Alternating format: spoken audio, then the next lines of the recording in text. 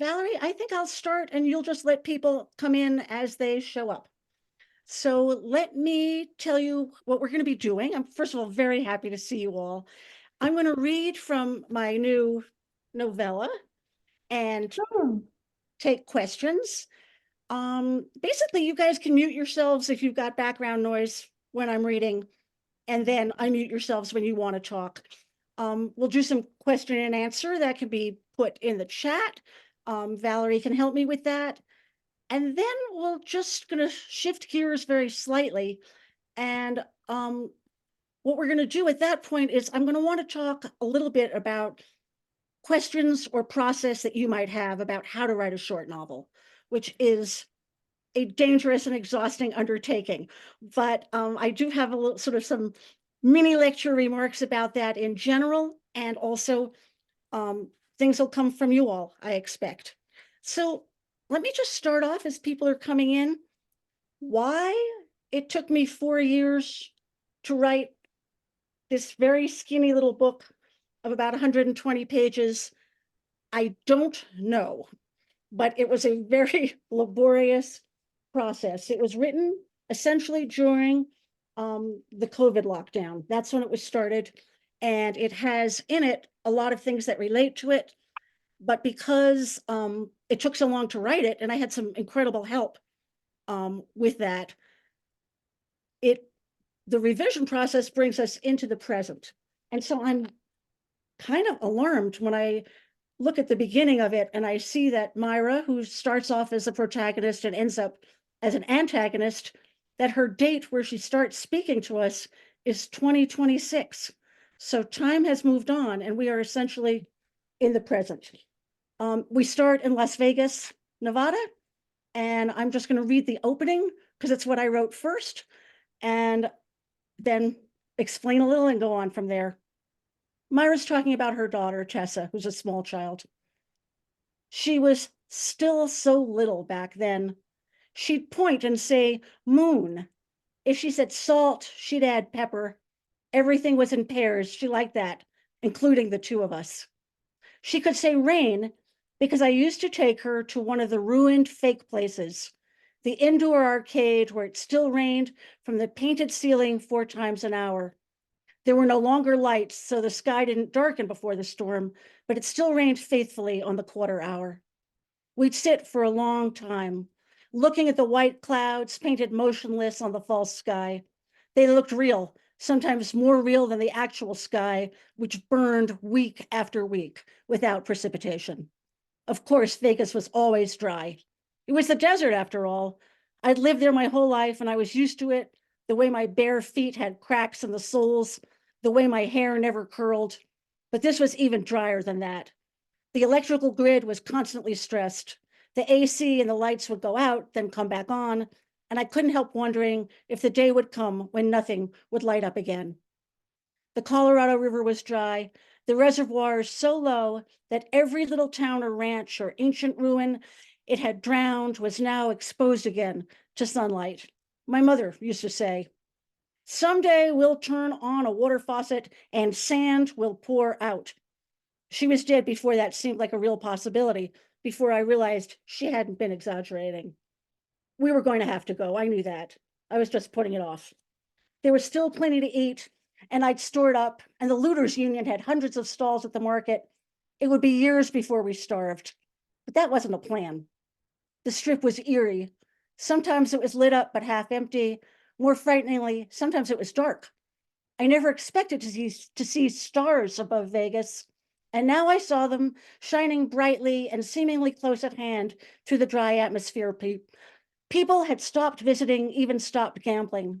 They'd gambled my whole life until now, through every crisis, through pandemics and disputed elections, through violence and weakened supply lines. But things were getting worse. Hospitals and churches had emergency generators with basements and corridors open to the homeless and to anyone who couldn't manage alone. I kept thinking I could manage. After all, that was the central belief I had been raised with. We can manage. My mother clung to that, even during the times when it hardly seemed true. And we loved each other, me and my tiny girl. We were all the other person had in this world, and that was fine with me. She was 2 years old. I was 32, without a man. The last of the big fights with Jake had turned into the big fight. We were getting on each other's nerves, the three of us crammed into a one-bedroom garden apartment. At least the windows opened and we ran fans at night. No internet, no work, no hope about what was going to come next. I'm going to Golden Sun, he said. Back to that commune? But how?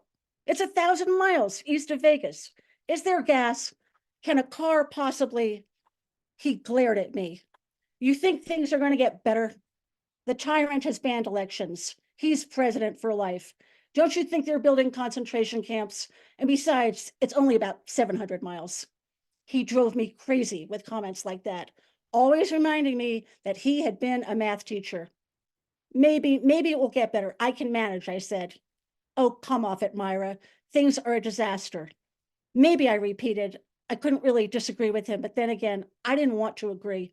I'm going, and you'd better come, for the child's sake. Touch either of us, and I'll slit your throat when you sleep, I said. I surprised even myself.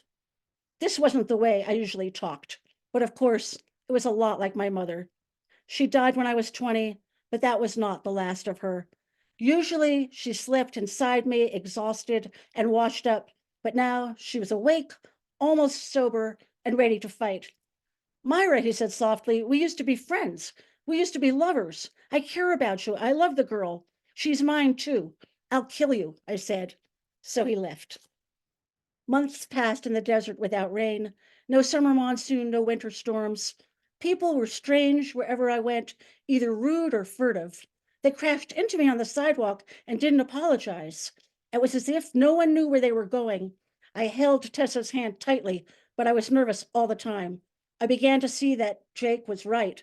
Well, if I was honest, I'd always known that. Let's just say I was now admitting it to myself. And he sent me 3 postcards.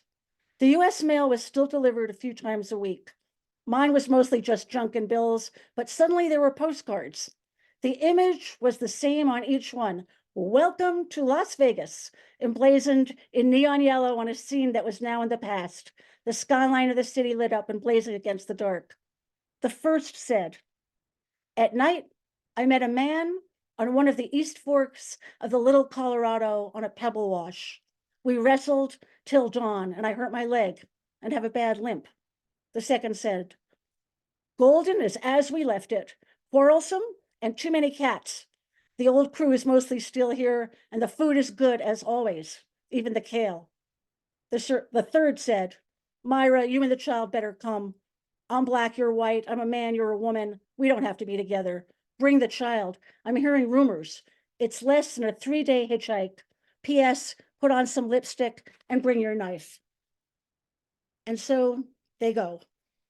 When I was thinking about this reading earlier today, I realized about half the time people are trying to get to Golden, and about half the time they're trying to get away from Golden. And they go back and forth. So what is Golden and how do I know about it? You might know about it too. Golden is a egalitarian community. It's actually in the book started 100 years before or a little more, started probably in the late 60s, early 70s. It has a relationship to all of the rural communes in the United States and to places like Llama Foundation, Women's Land in Oregon, a little bit to cults. It's a utopia. People go, they stay, they adapt to its ethos. It's nonviolent. People have to show respect for each other. Work is shared. As I was writing it, I struggled a lot with whether it was a good place or a bad place. What happens as we go along in the book is that basically Golden seals itself off from the rest of the world. As you can see, we have a president turned into a tyrant. Fairly soon, we're going to have full-blown civil war that goes on for over a dozen years. And Golden seals itself off. And as the children grow up, each little generation after the next, they tell the children the world is gone. The world has been destroyed. So my protagonists, when they're about 12 or 13, they realize this is probably not true. And by the time they're 16 or 17, they get ready to leave and to go on an adventure, essentially, to find themselves. I guess I had a question, for you all to think about that I was thinking about, which is, when did you realize you were being lied to, right? When did you realize that the culture of your family was perhaps not 100% truthful? And how did you move through that? I tried to address that very personal issue with the characters and with their fate and their plots. When you start off to write a novel, you're supposed to do certain things, and you're very lucky if you get to do those things, because they're not easy. Essentially, there should be a germ of a story and perhaps a quality of what if. So we were in COVID lockdown, and I told my husband, Rich, oh, I have a great idea for a novella. The what if is, what if there's a grandmother? So he stared at me, as you are. That is not a plot. That is not action, and it's not conflict. And actually, it's very unexciting because there's a grandmother somewhere the world over. It began to expand in my mind. What if there was a chain of women, maybe 5 generations of a kind of failure to be fully loving in terms of their daughters? What if those things came home to roost? What if people were expressing their love through being possessive or domineering? How do the young manage to pull out from that? And how can they essentially reunite with the parts of themselves that have been left behind? So my 4 protagonists leave Golden. They leave in the middle, well, not in the middle of the night. They leave early in the morning, and they sneak out and they start walking. And we are in central New Mexico at this point. Years after there's been a kind of an apocalyptic civil war. Sometimes people ask me, where is Commune of the Golden Sun? Can I see it on a map? The short answer is no, it exists in my mind, and hopefully in the mind of the reader. But it's you could walk to Albuquerque in a couple weeks if you had to. So I want to read you part of the journey, I would say, towards self-revelation and towards seeking what's lost and to unifying who we are. Basically, by the middle of the book, a very young woman named Emmy, who is the granddaughter of Myra, is now the central protagonist. Her mother, Tessa, who's the little girl, the baby almost at the beginning, went to fight in the Civil War and never came back to Golden. People have different opinions as to why. Emmy thinks she's been abandoned, but she hasn't been, and she's going in search of her mother. But she finds herself in a magical place, a kind of a ziggurat that's attached to some hot springs and an abandoned motel, which is halfway between, let's say, Golden and Mountain Air, which is disguised as Mountain View, not very much of a disguise. You probably know where it is. So here's Emmy. She's a teenager, and she's fallen into a magical world. Emmy had kept going. She had understood what Mateo had said about a ziggurat, although all of this just looked like hot springs. She walked. It must have been a half a mile or more in the twisty, dimly lit corridor. It narrowed for a bit and then opened up again, and eventually it ended at one side of a vast space. Emmy stopped and looked around cautiously. She appeared to be inside some kind of stepped pyramid that was partially sunken into the earth on its lower levels. It had an enormous square base that translated into an echoing empty space as Emmy crossed it. There were hanging globe lights that cast too many shadows for her comfort. It was like crossing a city plaza late at night, empty except for a stray cat or two. Of course, Emmy had never actually seen such a place, maybe in a dream or in a book. Emmy did not like being alone in this space. It reminded her of, but what could it possibly remind her of? Then she realized it reminded her of the stories of the destruction of the world, the stories told to children at Golden, and the images she had seen in her mind's eye of those stories. Myra, her grandmother, had considered these apocalyptic tales to be perfectly acceptable bedtime stories. She'd tuck Emmy in and tell her how the world outside of Golden was a desolate, burning desert where rivers flamed and poison fell from the sky. One night, Jake and Myra were tucking her in together. Her grandparents must have been getting along better than usual. But then Myra had started in and Jake had turned on his good heel and walked out with a disgusted expression. Emmy hadn't realized it then, but he must not have approved of all the lying. Emmy began to make her way up the ramp.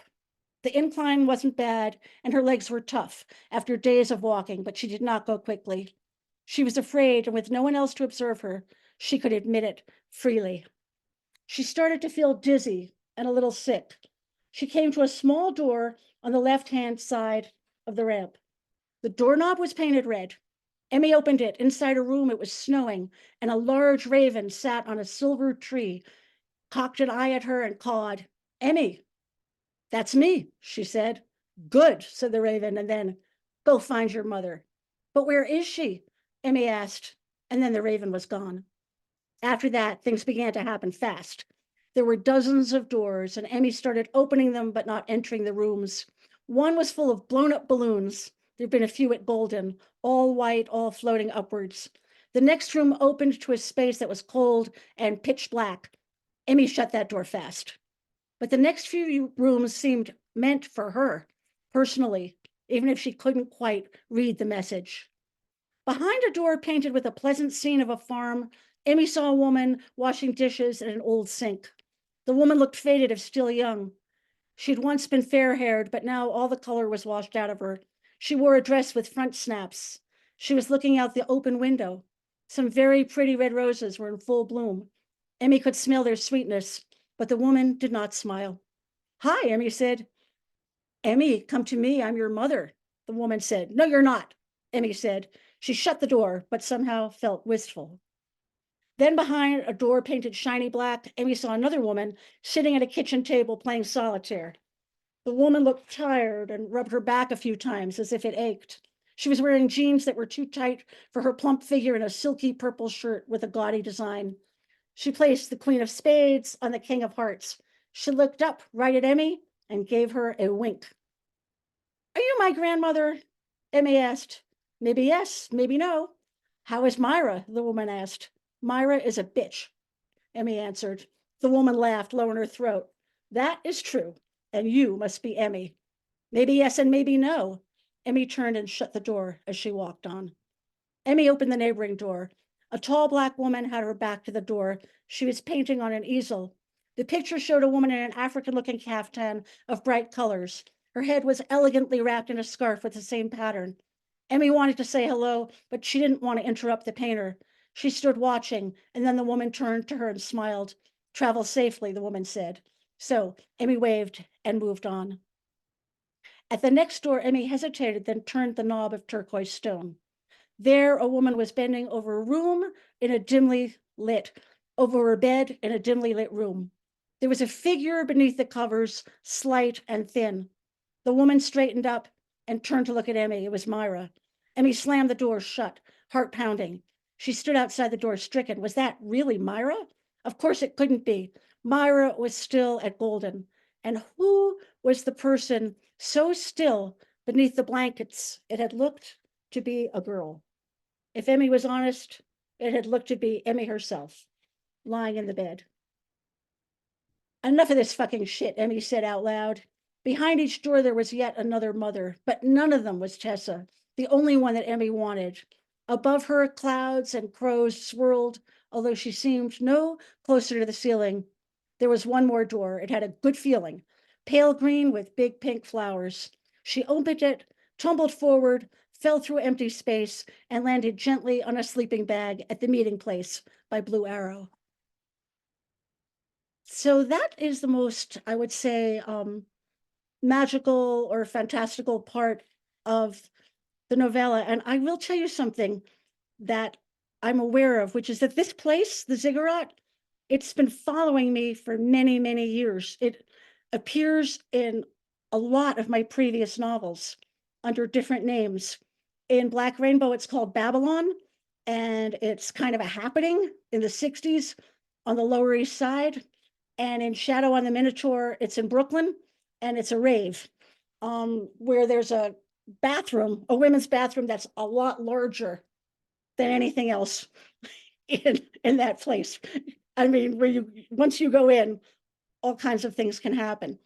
So what is this place? You would think that I, as the author, would be an authority on it, but it's just my magical place. I think it's probably something like the Guggenheim Museum, which I really loved when I was a teenager. It's got a spiral, and it always has little doors, and you always get something, maybe not exactly what you're looking for. I'm going to probably read one more section from the novella, but this is a good time for a question if anyone has one, and you could just unmute yourself and ask if you feel like it.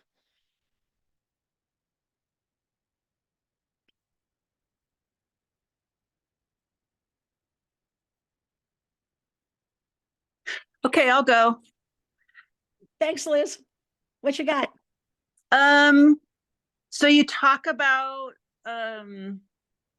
like a ziggurat or following you. How do you create space for that in your mind or in your spirit? How do you hold space for that? Because so often with my own creative endeavors, the left brain likes to take over and be really controlling, and I'd like to get better at just letting the more numinous parts, just setting aside some space for them to evolve. It's a great question, and I think it might be linked to obsession, essentially, which is the more time that you spend in that alternative reality, which is like a dream, right? I mean, it does reflect the self. Then things start to happen. I had talked about this on KUNM, where I was interviewed, where I went to therapy about my characters. I had these two characters who just, whatever I did, they would not get better. That's Jake, who's an important person, and Tessa, who's Emmy's mom. I mean, they're like functional, but they're really messed up, and they were driving me insane. I would throw them all kinds of ways to get better. PT. I'm not making this up. Psychiatric intake, but they did not want to heal, and so they had a life of their own, right? That's very powerful when the imaginary world gains enough context that it runs on itself, and I think the ziggurat is, to be honest, I think it's always there. It's just between sleep and waking, and when I call it, it will come. I couldn't have predicted what was behind those doors. What was behind those doors was spontaneous, Mm-hmm. but I knew how to start kind of moving along. I think, and before I read the next section, I'm going to talk very briefly about how do the characters reflect the author, and Liz, this might create some thinking for you as well, which is, the more remote the character is from me, the more I have to do something to create a connection. Basically, there's characters in this book who have mean mothers, and I've been known to have a mean mother. Maybe I've even been a mean mother. That's something I don't need to stress out to create that connection. But Jake, who's essentially the grandfather or the patriarch of the family, and who represents Golden because he loves Golden. He wants to go to Golden. He wants to stay. He has to leave. He comes back. He was the person I was the least close to as a character. And in a way, he was also not that developed as a character. So I gave him two things that are like me. I gave him a job teaching at community college, and I gave him a very bad hip, a very injured hip. And, and those two things essentially made me understand him, allowed me to kind of get inside him. So let me find my Jake section. Thank you. Thank you. There'll be plenty of time for more questions. well, now Jake's name is Jake, right? And most people's names in this book don't have any real meaning, but he is named for Jacob in the Jewish Bible, and he has an experience that's identical to Jacob in the Jewish Bible. So essentially, Jake comes to Golden when he's a kid, when he's a college student, and this is, dozens of years after a commune is hip or, even important, and, culturally. And he loves it and he stays, and his parents are just, they do not like this.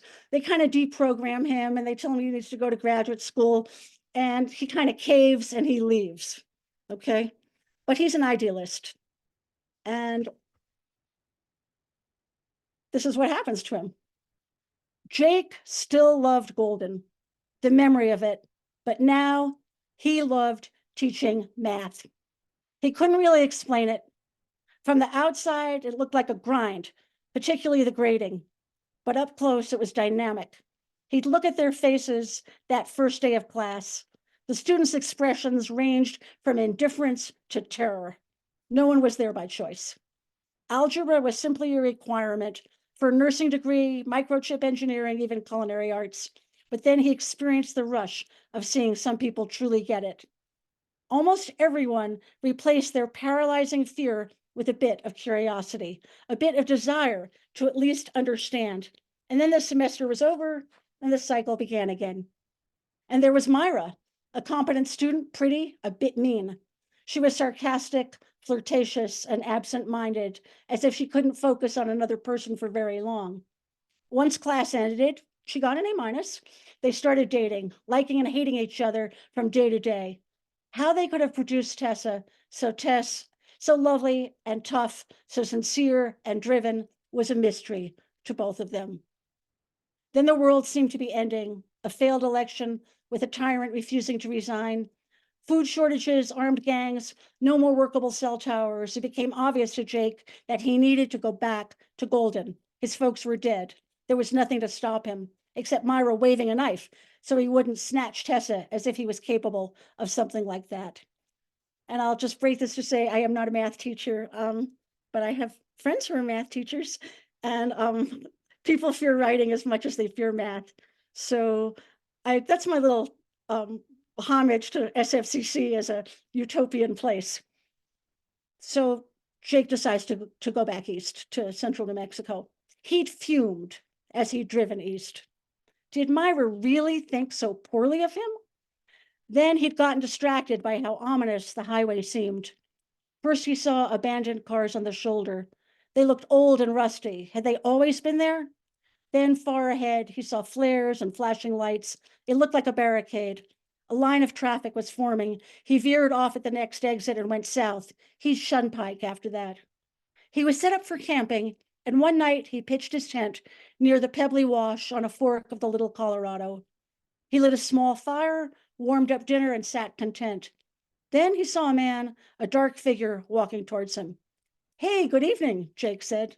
But the stranger did not respond, even when Jake offered him some toast and beans.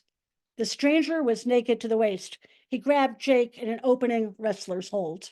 The muscle memory came back to Jake, even though it was decades since he'd wrestled, and then he'd been young and skinny.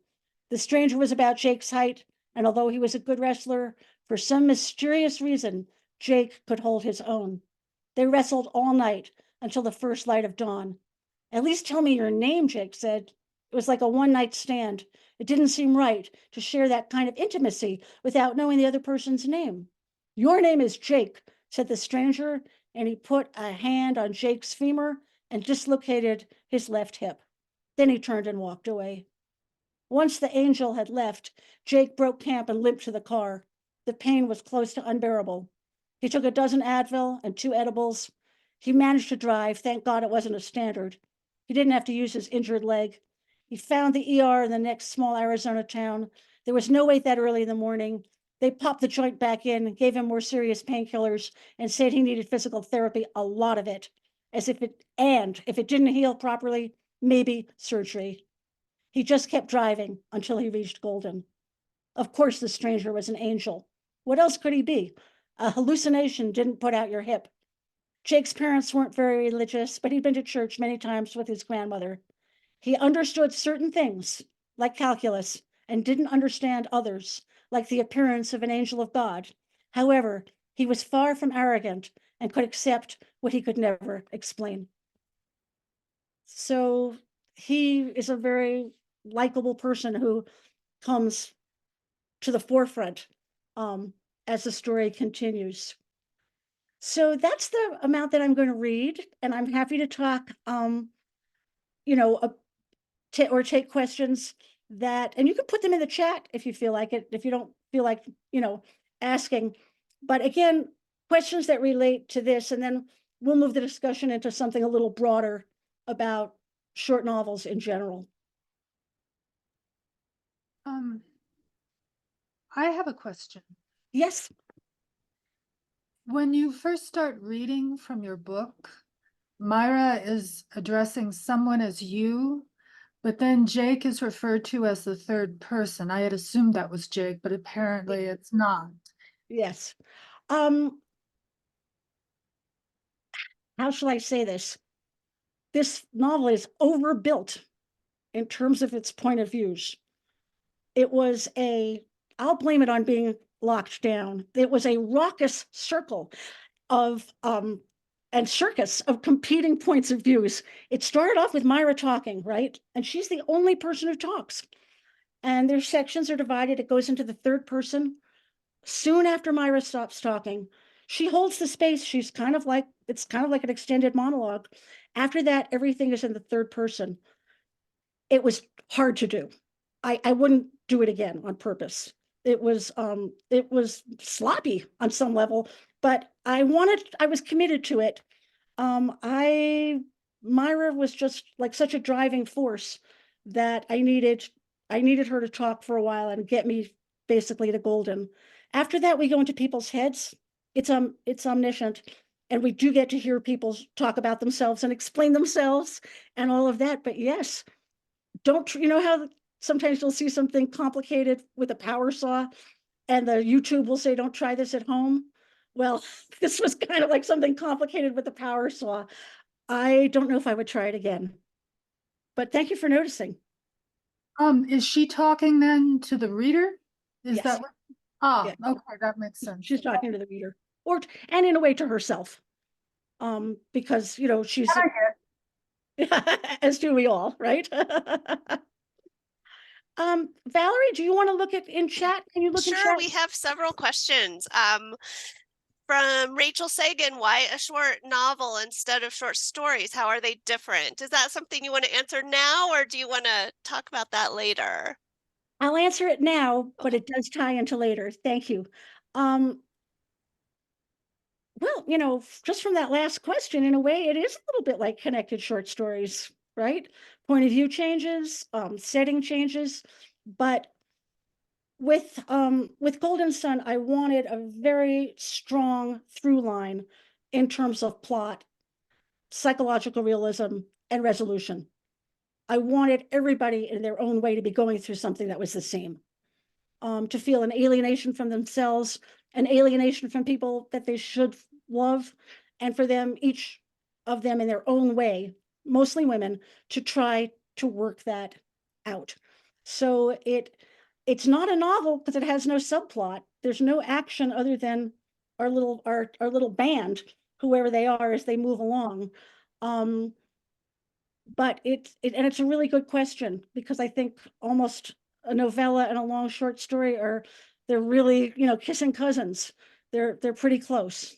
Thanks, Rach. Another question from the chat is, at the very beginning, you spoke of the looters union that had stalls, food, I guess. So things had devolved a lot as you begin this story. Yes. That's true. Do you want to read that question to me again so I can maybe give it more Sure. detail? At the very beginning, you spoke of the looters union that had stalls, and then in parentheses, food, I guess. So things had devolved a lot as you begin the story. Yes, things are in very bad shape. And the interesting thing to me, since I wasn't totally in charge, the one decision I made was I was not going to do, you know, Mad Max apocalypse. I was just going to do it by inference or indirectly. And in fact, there's even when they're on the road, people say this isn't Mad Max. It's unpleasant and it's creepy, but it's not that exciting. It's not that exciting because oftentimes disaster is very boring because, I mean, in a terrifying way, because you've lost your ordinary life. So really, in a way, the central part of the story takes place in a post-apocalyptic Albuquerque that looks an awful lot like Albuquerque, where there's been this, you know, civil war, people have fought for their freedom, again, a utopian feeling, and things have come back to being mezza, some strengths. There's great restaurants in Albuquerque, great food trucks. I thought I'd give my post-apocalyptic Albuquerque a lot of places you can eat out. There's a lot of poverty. There's a lot of addiction. People have trouble getting health care. There's car theft. It's all too familiar. So it's a balancing act in terms of how bad is it and who's telling us about it. Thank you. A broader question, how did the pandemic both inspire your writing and hold you back? That's interesting. You know, you probably yourselves were chatting with people or on social media about people who thought peace and quiet would be good for them creatively. When we sort of say that to ourselves, you know, if only I didn't have to run all those errands, I would be able to expand creatively. But I think creativity does often needs some happiness and some sense of security. I always think that it's hard to develop really strong creative habits in an emergency. But if you have those habits, they should be able to function somewhat separated from circumstance. So, I mean, I did not like the pandemic any more than anybody else did. And I didn't realize how dependent I was on just like popping out to get a donut. You know, how my mental health seemed to rest on popping out to get a donut. But it also, I'm used to writing. And I mean, amazing novels have been written under terrible circumstances. You know, the Makiaka Sisters was written basically under the firebombing of Tokyo. And it's not about that. It's about a lot of other very profound and important things. I mean, people wrote, you know, in Stalinist Russia when they were in gulags. So it's far from ideal to try to develop yourself when in a crisis. But I do think it's that you could trust that you could continue within that crisis. What a beautiful answer. To me, that's inspiration to really devote to a practice. The reason to have it as a backbone, not to start it under stress, but to have it as a tool that is comfortable and something that is part of my day to day. So thank you. Thank you, Valerie. The medieval Zen master, Dogen Zenji, he has this kind of, it's almost funny, his advice is, he says, don't sit in meditation in a draft. You know, you can't really learn in a draft, particularly if you have a warm spot as an option. Another question is about the title. Was the title Leaving Utopia always with you? Or if not, how did you come to have it as the title? That's really just the title of the talk. And I think it came to me after Val and I were kind of figuring out that we were going to do this. I mean, talking about being haunted by places, I did write a long short story in the late 70s called Journey to Golden Sun, which was about another utopian commune, sort of situated in Oregon. And I almost think it might be a little bit the same place, although it moved around in time and space. So the idea of Golden Sun as a community has been with me for a long time. But Utopia came to me when I realized I was going to communicate about it on a different level. Great.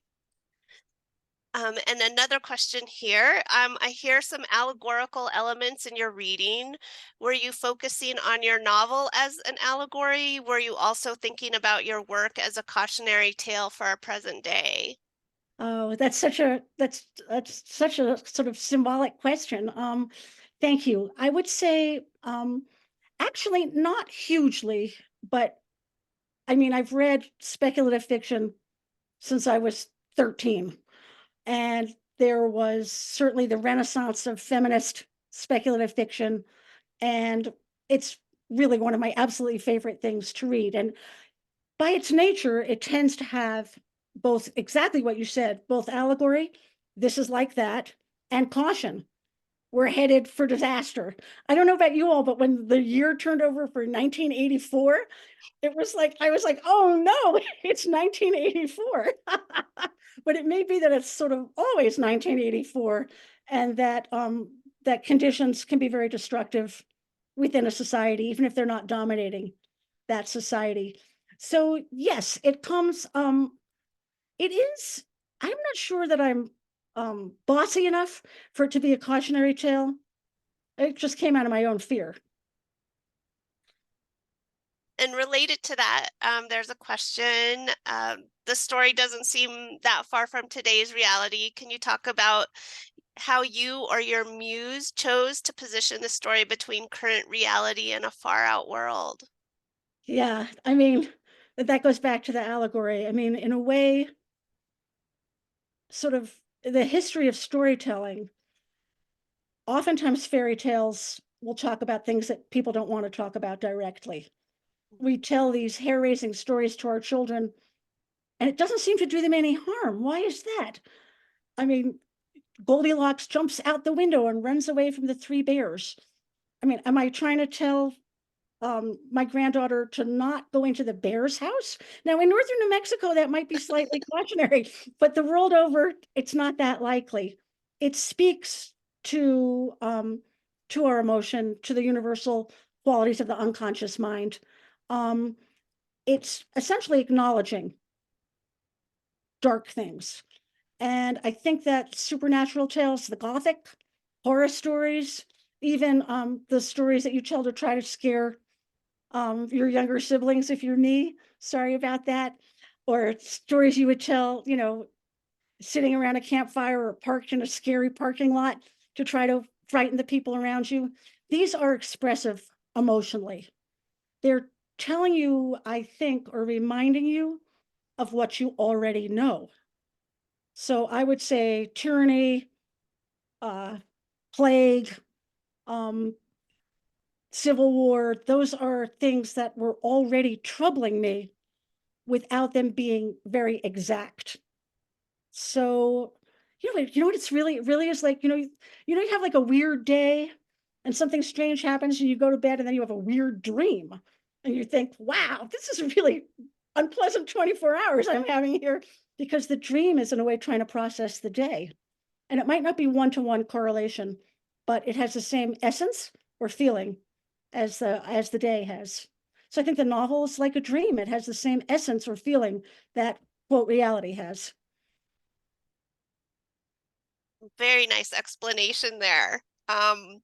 A related question, reading dystopia fiction can be a little scary for some of us. I agree with you. Question, Judith, were you ever afraid while writing it? You know, it's a good question, Judith. I think I must have been, right? Why did it take so long? There was starting and stopping. I mean, it was not a smooth process. Usually I work on a few things at the same time, and I was, so I didn't feel like desperate or blocked or, like I was spinning my wheels. But there were times I could not move forward with it, where I would have to take a break. But I don't even think I really realized that. It would be more like, oh, I have no idea what's going to happen next. Or I couldn't face it. I couldn't go forward with it. So I would do something else and think about it and worry about it. I had great readers. My alpha and beta readers were my friend Devin in Delaware and my daughter Isabel, who's here. And they read it sympathetically. And they also read it, I think I was kind of asking them, is there anything truly stupid in this novel that should be cut out. And my husband, Rich Feldman, read it over and over and over. And the thing that I learned from him was that a fantastical or imaginary or supernatural world has to be as tight as Albuquerque. It can't be mushy. Otherwise, how can it hold up to Albuquerque? We know Albuquerque. We know cities if we don't know Albuquerque. So that it had to have the quality of detail that is realistic. And I think that really took a lot out of me. I had to take breaks on that. Yes. Speaking of breaks, one question, you've gone from haiku to fiction. Can you share about that transition? Whoever that was, thank you for knowing. I haven't, it's not really a transition. I'd say they're parallel practices. I do like a short form. This is not War and Peace over here. It's not exactly the haiku of fiction, but it has that quality of being a short form. I usually have more than one thing going on that I'm practicing. A haiku being poetry, momentary awareness. And Julia Goldberg said she thought I don't know if she's here, but I have to thank her for this anyway, that my poetry, hi, that my poetry was kind of leisurely and lyric, like long, fluid, and that my fiction was pretty fast, that it zipped along. And so maybe it's trying to make the two forms meet in some way, not for anybody else, but just as the way that I'm writing. Let's take maybe one more question and then go on to questions you might have about your own work and just generally how to work a novel. And we can take some of these questions later if we have time. I think those are all the questions in the chat. So Perfect. it's a good That's point. perfect. So I wanted to give you all, because you were so nice to come, I wanted to give you all some thinking about how to write a short novel. So, there's the truism, there's 3 rules for writing the novel. And I didn't make this up. There's 3 rules for writing the novel. And unfortunately, nobody has any idea what they are. F. Scott Fitzgerald said, it's like a one-armed man building a chicken coop in the rain. Pretty vivid image. The novel does not have the kind of rules that the sonnet has, okay? It's not a strict form, but it's a very exciting and challenging form. So essentially, I needed what Henry James calls a germ. So I was wrong about what my germ was, right? I thought it was there's a grandmother, which is no one's idea of an anecdote. And it ended up being what will happen to people's relationships if they're trapped with each other, which is both large and also, of course, is family life in general. I think if you're trying to write a novella or you're trying to write a short novel, you would do well to proceed from the situation. And there was a question earlier on about right brain and left brain. Some people love to outline, and more power to them, and it can be very helpful. Another thing that's very helpful is to draw a map of every place that you've got. I actually learned this in a speculative fiction class. So that you see where your worlds intersect, and it gives you, an idea that whether you can walk to Albuquerque or not. But I would say proceed from the situation and from psychological realism. You don't have to proceed from a perfectly plotted point by point. When you're writing speculative fiction, and who knows what that really means, it's such a great word, but we could say the fantastical tale, right? There's so many literary antecedents for magic. In a way, a lot of novels are about magic, whatever they are. Like even something like in Jane Austen, you go for a walk and you sprain your ankle, and the man of your dreams, masquerading as someone you hate, picks you up on a horse, right? That's not boring. I mean, it's an alternate reality in its own way. So really, how many worlds do we have? When you're writing a novel, you'll be challenged by that question in any case. I'd say in Golden, there's probably 3 worlds. There's the world of the commune, there's the world of the external, which is Albuquerque essentially. And then there's the world of the imaginary giant building that's been following me and the characters around for a long time, a dream world. So I personally am a fan of continuity. That's where people act like themselves. And when they don't act like themselves, it's very alarming. Right? You know that from life, right? I mean, you expect certain things from people and then you don't get it, and how dynamic that is. And this leads us into conflict. I think that Rachel's question about the short story and a novella, I would say the short story and the long short story and the novella are driven very, very clearly by conflict. And conflict is not necessarily the city is being bombed. Conflict can be two people sitting at a table. They've been unfaithful to each other. They're both lying about it, and they're fighting about the salt shaker. So you can have that if you want. I don't know who they are. They mentioned this to me. So conflict can be overt, it can be symbolic, and it comes out of the heart, essentially, particularly the conflict that we have with ourselves and how we project that onto other people. So, development is hard, and maybe somebody wants to pick that up. How do you, in fact, I'm just going to ask you, and I have a few more things to say, but I'd like to know what you know.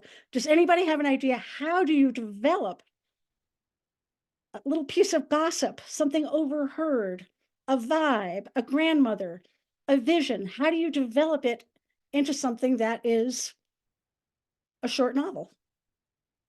Anybody want to take a stab?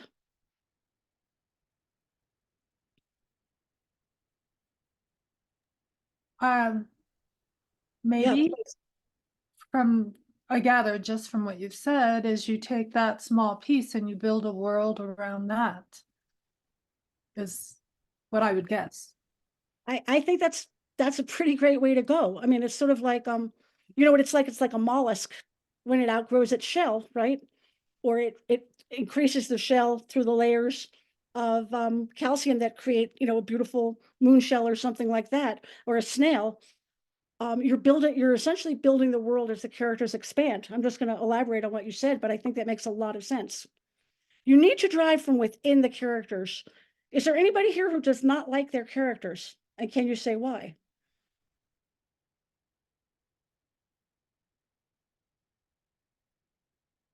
Is there anybody here who's not really writing a novel, or maybe not even a writer, who has characters who visit them from time to time? I sort of do. I like them all. Ah, Wouldn't okay. let them in, you see. They visit me, and I'm not writing a novel, but But thank you for helping me out.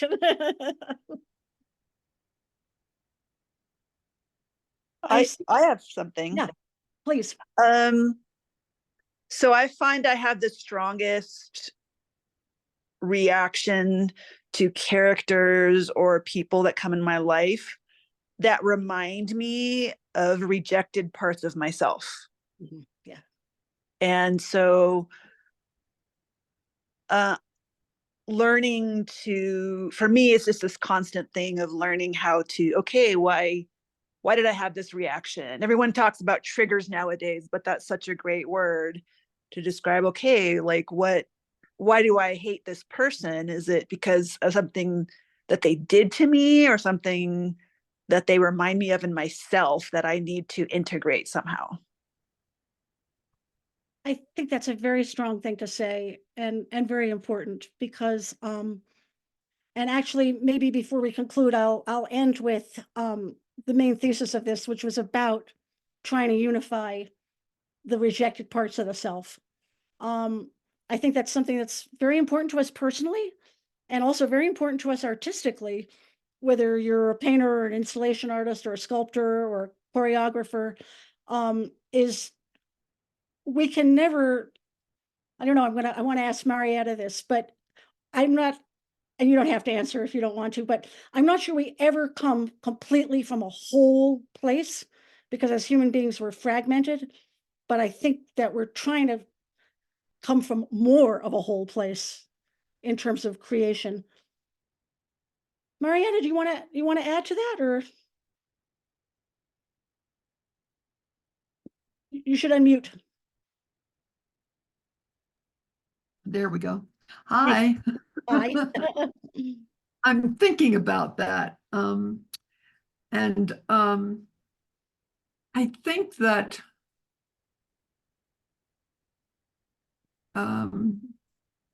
I think that we are fragmented, and I think that when you talk about whole place, I think that perhaps for me, that is desirable. Mhm. And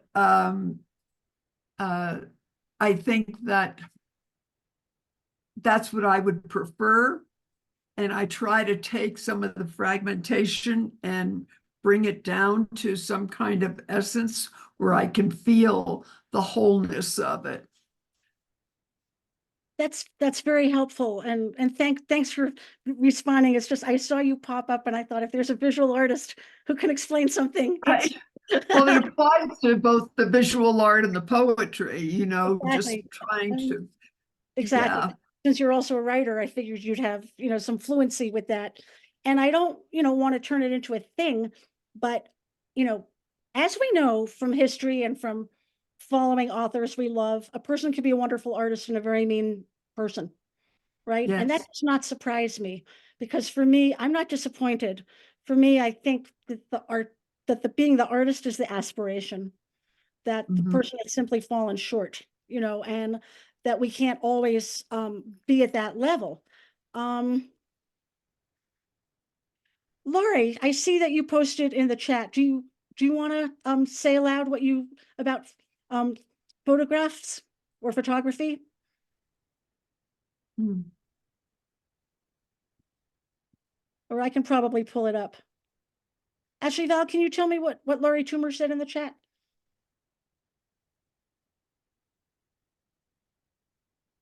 I'm sorry. It says I photographed many visitors I didn't expect.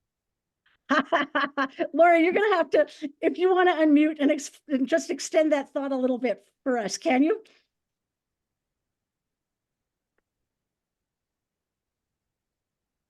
Well, I know her work, and it might be about light and sky and things that come into your field, your sort of your field of observation. And Laurie, if at any point you want to extend that thought, please just, unmute and say so. It does lead us to the idea of the unexpected, right? It's sort of control is an iffy thing when you hit something that's longer than 3 or 4 pages. For it to have vitality, it has to live by itself. But if you just leave it alone, it's like an old adobe house. It will fall apart. It's not going to maintain itself. So you have to maintain it. And there's a lot of, I would say creative tension with that, which leads me to really my last point, which is that what is revision? And revision is not a copy edit. We wish that it was, because copy edit is like brushing your hair, right? Or tidying up. But essentially, revision is about creating an ongoing continuity of feeling and theme. And that is so easy to say and so difficult to do. But when I was revising this, I was revising it against the question of, does this explain how everybody in this book is doing right now? I mean, what are they doing and why, and what does it feel like? I think I could take like another couple questions, and then I'm going to just conclude by talking about and maybe reading a tiny bit about that lost part of the self. Great. Susan, did Susan, I think Liz W's hand is up. Sure. Hi, Miriam. I'll do my video, so you're not talking to like a, so good to see you. So nice to see you. Yeah. Things. First of all, whenever I took your class, it was 10 or 15 years ago, and you suggested that I combine writing with the jewelry. My haiku earrings are so freaking popular. Like, I just recently got more requests for them. So I just wanted to let you know that was such a brilliant idea. Thank you so much for that. And I'm also getting into screenwriting, and it's pretty rigid in terms of the 3-act structure. And for television, it's 5 acts. I'm not even touching the 5-act thing right now. But tips for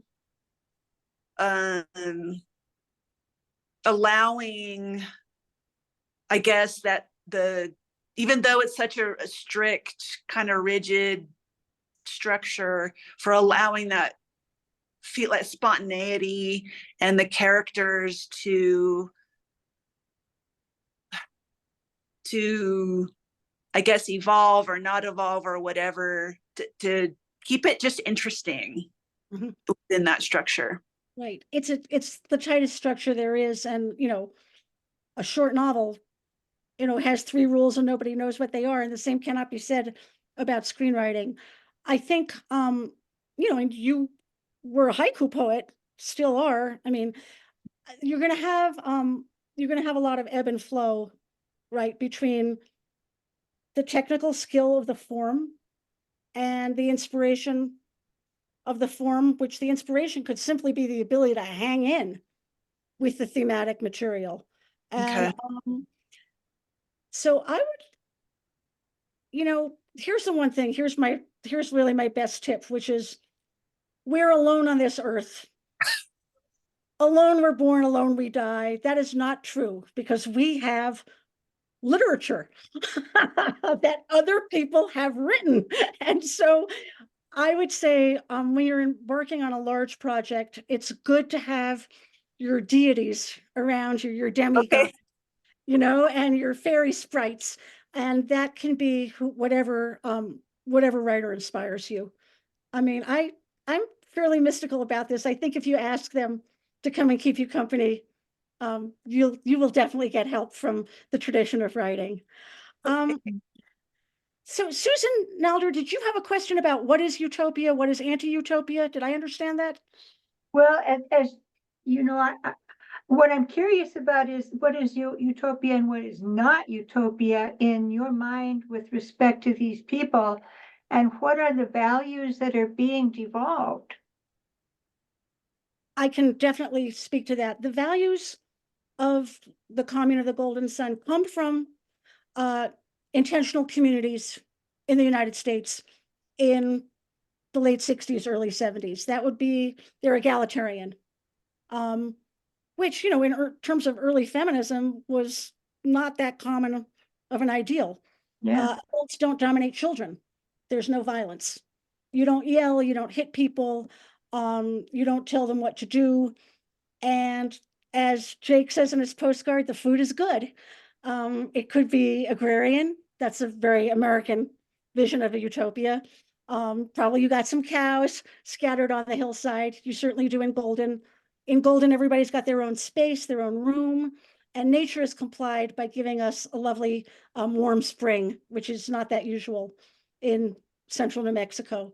So it's essentially intentional, which we would say a big city is not intentional.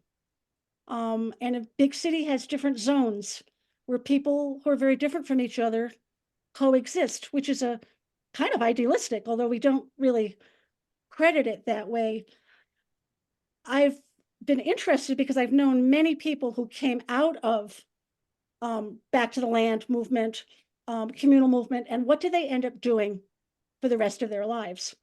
So a lot of them became nurses. I have to say, it's a very idealistic move to serve other people in that way. Miriam, Yes. I would say my question comes a little bit out of the experience of reading John Meacham's book, The Soul of America, and the Battle for Our Better Angels, Yes. which is what I think you're talking about here. Do you see what, okay. Do you hear what I'm saying? I do. I really do. I think I think that these are American values to a very large extent. And you know, the transcendentalists were romantics, right? And they went out into the woods, Thoreau and all of that. I mean, it's thinking that nature is beautiful. It's thinking that people should treat each other justly. It's thinking that you shouldn't fight in a war. All of those things, I'd say, are definitely, this book is influenced by how that came into the 60s and 70s. And, you know, don't forget New Buffalo is here and Drop City was in southern Colorado. And I happen to love that history. I'm going to conclude with just, well, with kind of a confession. I didn't plan to do this, but what was the actual source of the plot in this book?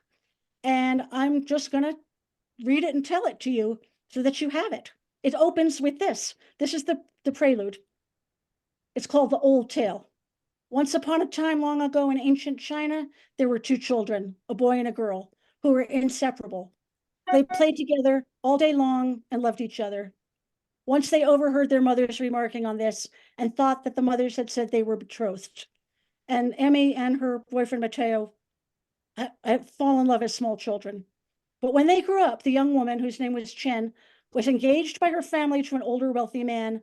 In despair, the young man decided to leave the village and go to the city, taking his boat down the river. As he was preparing to go, he saw a figure running towards him in the morning mist. It was Chen, and she shouted, "Wait, it's me." And that's a very powerful thing for any of us to say, "Wait, it's me." They pulled the flat-bottomed boat out of the reeds and left the bank for the current flowing downstream. They arrived in the city, learned its ways. They got married, found a house, had children. But the man, now fully grown, was haunted by how unfilial his behavior had been. He felt the need to apologize to Chen's family. So they got in the boat, and they go back. When they arrive, the man bows to her parents, who are now very old, and he apologizes for taking her away. And this was the root of the inspiration for the book. They were shocked. "But Chen has been here all along," they exclaimed. "She is sick in bed and cannot speak, but she can understand what is said to her." At that moment, the pale, transparent form of Chen in bed got up and walked towards the woman who had left and then returned, and they merged into one person. So that's about, what does it mean to leave, right? And who's holding on to you? Then it's a Zen koan. This is how I know it, because a Zen master asks, which is the real woman? Which is the real Chen? Which is the real person? And so I got lucky in that I studied that koan for many, many years. It was very close to me. Everything we've talked about sort of separation and integration, for me, is in that koan. But I shouldn't have said I have a good idea. There's a grandmother. I should have said I have a good idea. There's a person who's split in two. So anyway, thank you for coming. Thank you so much. I got to thank Val and the library, and see you all later, I hope. Thank you so much, Miriam. It's such an honor to have you do these and have us all gather together. Thank you. Thanks for making it happen, Valerie.